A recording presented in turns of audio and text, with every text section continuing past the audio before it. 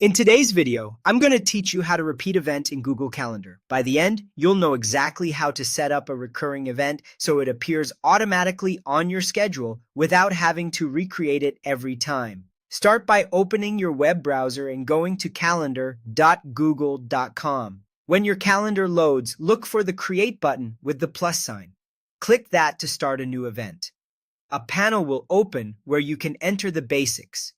Give your event a clear title so you recognize it at a glance, then set the date and start and end times.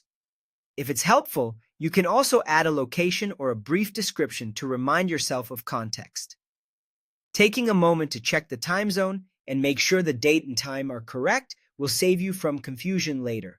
Next, find the setting that controls repetition. By default, it's labeled Does Not Repeat. This is the control that tells Google Calendar whether your event should recur and how often. Click that label to open the repeat options. You'll see choices like daily, weekly, monthly, and yearly. Pick the one that matches how often your event should come back. Daily will schedule it every day at the same time. Weekly repeats it once a week on the same day of the week. Monthly repeats it on the same date each month, which is great for things like bill due dates. Yearly sets it to return once a year on the same date, perfect for anniversaries or annual reminders. If your schedule is more specific, choose custom. This lets you fine-tune the pattern to match real life. For example, you can repeat every 2 weeks or select certain days of the week, like every Monday, Wednesday, and Friday. You can also set an end condition, such as stopping after a number of occurrences or ending on a particular date.